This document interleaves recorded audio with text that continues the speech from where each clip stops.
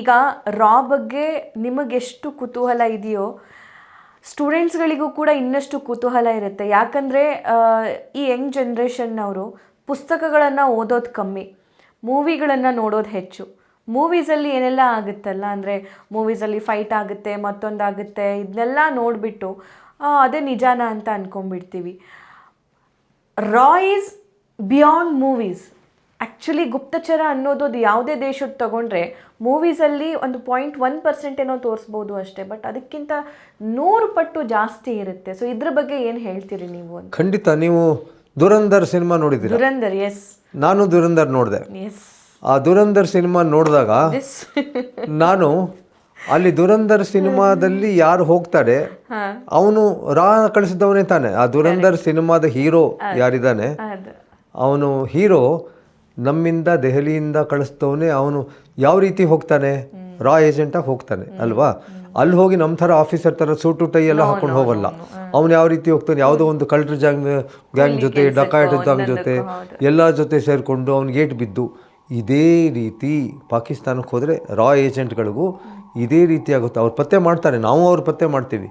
So ರಾನಲ್ಲಿ ಏನಂದರೆ ಜೀವ, ರಾ ಆಗಲಿ ಯಾವುದೇ ಆಗಲಿ, ISI ಆಗಲಿ ಯಾವುದೇ ಆಗಲಿ, ನಾಳೆ ದಿವಸ ನಾನು ಬದುಕುಳಿತಿರ್ತೀನಿ ಅಂತ ಏನು ಗ್ಯಾರಂಟಿ ಇರೋಲ್ಲ.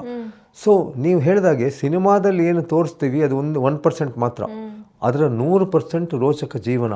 ಆದರೆ ಅದು ಗುಪ್ತಚರ ದಳ. ಬಟ್ ಸರ್, ನೀವು ಈಗ ಹೇಳಿದ್ರಲ್ಲ, ಒಬ್ಬರು ಅಧಿಕಾರಿ ಬೆಂಗಳೂರಲ್ಲಿದ್ದಾರೆ, ಸೊ ಅವ್ರನ್ನ ನಾನು ಇಂಟರ್ವ್ಯೂ ಮಾಡಿ ಒಂದು ಪುಸ್ತಕ ಬರೆದೆ ಅಂತ ಅಂದ್ಬಿಟ್ಟು ಅವ್ರು ಹೇರ್ ತಗೊಂಡು ಹೋಗಿ ಅದನ್ನು ಚೆಕ್ ಮಾಡಿದಾಗ ಯುರೇನಿಯಂ ಅಂಶ ಪತ್ತೆ ಆಯಿತು ಅಂತ. ಅದು ಮಿಷನ್ ಮಜ್ನು ಅನ್ನುವಂತಹ ಮೂವಿಯಲ್ಲಿ, if I am not wrong, ಅದರಲ್ಲಿ ತೋರಿಸಿದ್ದಾರೆ. ಬಟ್ ಆ ಮೂವಿ ನೋಡಿದ ನೆನಪಿತ್ತು ನನಗೆ. ನೀವು ಹೇಳಿದಾಗ ಇನ್ನಷ್ಟು ಆ ಪುಸ್ತಕ ಓದಲೇಬೇಕು ಅಂತ ಅನಿಸ್ತಾ ಇತ್ತು.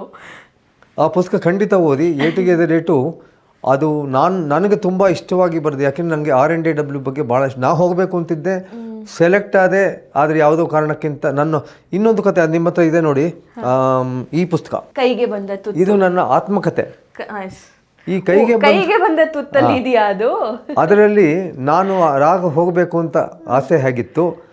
ನಾನು 1980ರಲ್ಲೇ ರಾಗೆ ಸೆಲೆಕ್ಟ್ ಹೇಗಾಗಿದ್ದೆ, ಯಾತಕ್ಕೆ ಹೋಗೋಕ್ಕಾಗಲಿಲ್ಲ. ಹಾಗಾಗಿ ನನಗೆ ಗೂಢಚರ್ಯ ದಳಕ್ಕೂ ನನಗೂ ಯಾವ ರೀತಿ ಆಸಕ್ತಿ ಬಂತು ಅನ್ನೋದು ಈ ಪುಸ್ತಕದಲ್ಲಿ ಬರೆದಿದ್ದೀನಿ. ಇದು ಕೂಡ 5 ಆವೃತ್ತಿ ಬಂದ್ಬಿಟ್ಟಿದೆ, 5 ಪ್ರಿಂಟ್ ಆಗೋಗಿದೆ.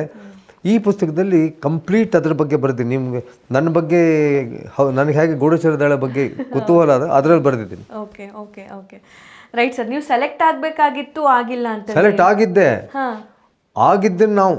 ನಾವು IPS ಅಧಿಕಾರಿಯಾಗಿ SP ಆದ ನಂತರ ರಾಗ್ ಹೋಗಬೇಕು ಅಂತ ಎಲ್ಲ ಸೆಲೆಕ್ಟ್ ಆದಾಗ ನನ್ನ ತಂದೆಯವರು ಗೌರ್ಮೆಂಟ್ ಆಫ್ ಇಂಡಿಯಾಗೆ ಹೋಗಿ ಅವ್ರಿಗೆ ಇನ್ಫ್ಲೂಯೆನ್ಸ್ ಮಾಡಿಬಿಟ್ಟು ನನಗಾಗದಾಗ ತಪ್ಪಿಸ್ಬಿಟ್ರು.